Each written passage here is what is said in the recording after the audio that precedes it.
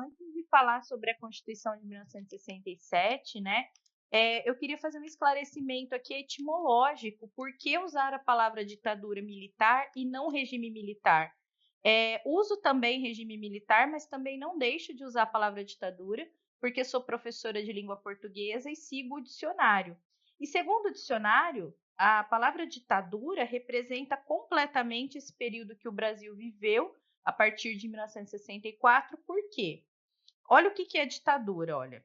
Governo autoritário unipessoal ou colegiado, caracterizado pela tomada do poder político com apoio de forças armadas, em desrespeito às leis em vigor, com a consequente subordinação dos órgãos legislativos e judiciários, a suspensão das eleições e do Estado de Direito, com medidas controladoras da liberdade individual, repressão da livre expressão, censura de imprensa e ausência de regras transparentes em relação ao processo de sucessão governamental.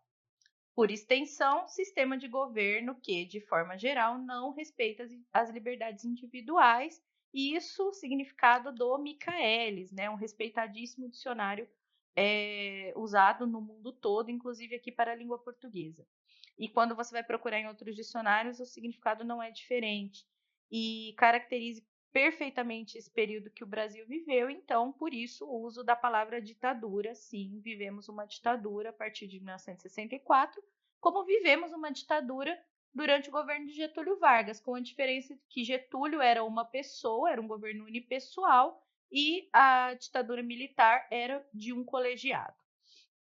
Dito isso, em 1964, o novo executivo encaminhou ao Congresso uma proposta de Constituição que foi aprovada pelos parlamentares e promulgada no dia 24 de janeiro de 1967. Vocês veem que já não tem uma Assembleia Constituinte, né? Esta manteve a federação, mas retirou o caráter democrático das eleições para presidente, que passaria a ser eleito por um colégio eleitoral formado por congressistas e delegados. A gente tem nos Estados Unidos um colégio eleitoral, mas ele é formado por representantes do voto popular, o que não é o caso aí, né? Assim, o país entrava na sua segunda ditadura em menos de um século de república. Como características dessa nova lei, né, dessa nova Constituição, nós temos os atos institucionais que serviram de mecanismos de legitimação e legalização das ações políticas dos militares, dando a eles poderes que fugiam à constitucionalidade. Então, a gente vê ali, até na própria definição de ditadura, que existem essas medidas que desrespeitam, né, a legalidade. No caso do Brasil, o que aconteceu foram os atos institucionais. O AI-5, de 13 de dezembro de 1968, talvez seja o mais famoso, porque ele promoveu o fechamento do Congresso Nacional por quase um ano, com recesso de mandatos de senadores, deputados e vereadores. Além disso, também podemos citar outras medidas, como a proibição de qualquer reunião de cunho político, censura aos meios de comunicação, estendendo-se à música, ao teatro, ao cinema, às artes de uma forma geral, suspensão de habeas corpus para os chamados crimes políticos, decretação do estado de sítio pelo presidente da República em qualquer dos casos previstos na Constituição e autorização para intervenção em estados e municípios.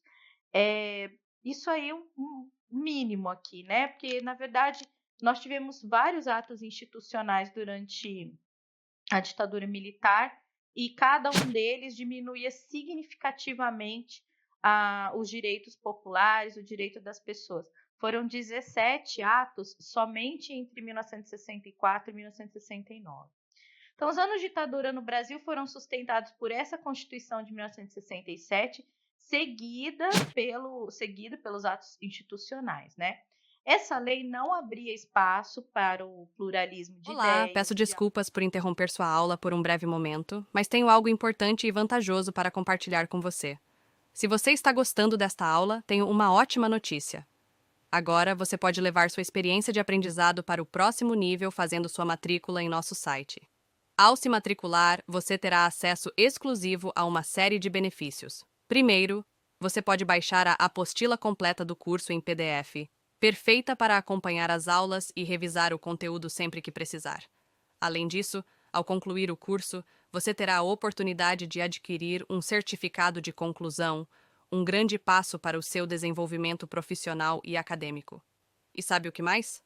Ao assistir às aulas diretamente em nosso site, você terá uma experiência de aprendizado sem interrupções ou propagandas. Isso significa mais foco e eficiência no seu estudo. Então, não perca essa chance. Clique no link na descrição deste vídeo ou visite nosso site para se matricular agora mesmo. É rápido, fácil e vai transformar a maneira como você aprende. Agora, vamos voltar à aula. Obrigado por sua atenção e nos vemos no site. Pluralismo de ideias, diálogo político e democracia.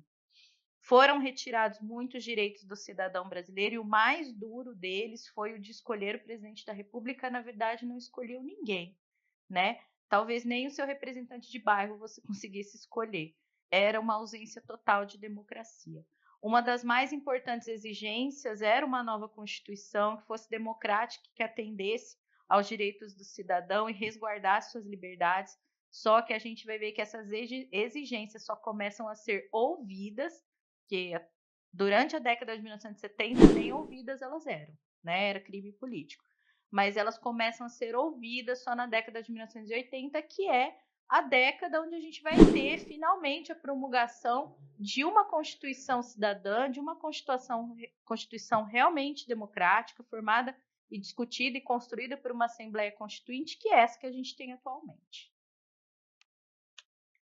Então, a gente vive aí um período turbulento, né, durante os anos de ditadura. Na década de 1980, a gente já tinha uma discussão, principalmente em meios acadêmicos, nos meios artísticos, nos próprios meios de comunicação, sobre uma redemocratização do país. A própria ditadura militar se enfraquecia, porque os sucessivos presidentes eles tinham características distintas, lógico, embora eles seguissem ali a mesma premissa que era do militarismo, eles não pensavam igualmente. A gente tem um enfraquecimento aí da ditadura, o próprio povo estava cansado de não ter voz, né, de não ter participação na política.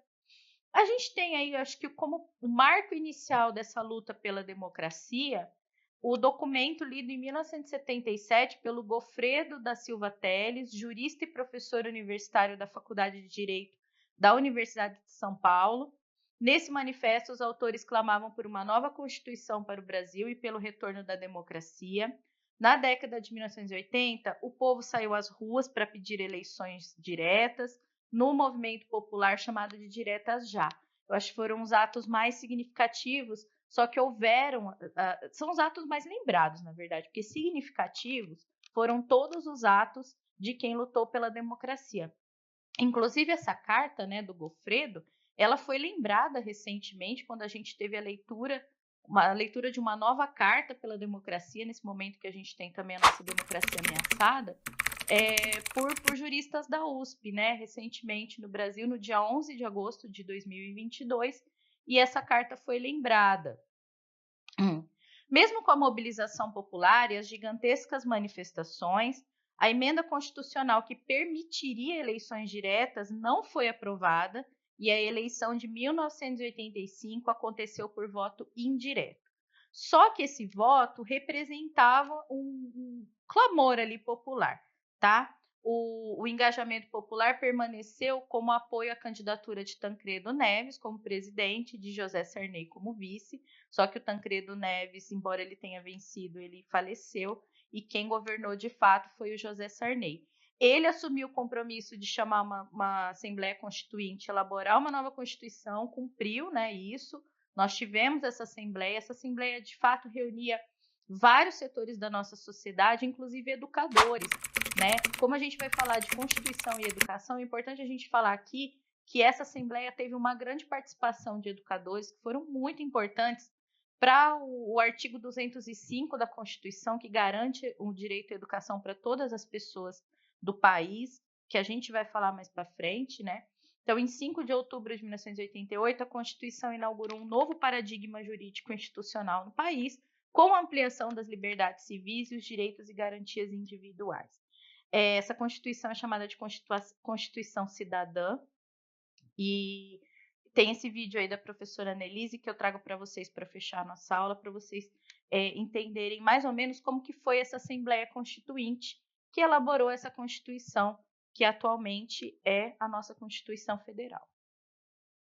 E aí, tudo bem? Estou passando apenas para deixar um recado bem rápido para você que acabou de ver essa aula e que gostaria de assistir a todas as aulas desse curso. É bem fácil, basta você clicar no link que está na descrição deste vídeo ou acessar www.novacursos.com.br. Fazendo sua matrícula em nosso site, você terá acesso a todas as aulas desse curso e mais centenas de outros cursos, além de poder fazer avaliação. E caso você queira, poderá estar adquirindo o certificado com um valor bem acessível. Esse foi o recado que eu queria dar, aguardo sua matrícula. Até breve!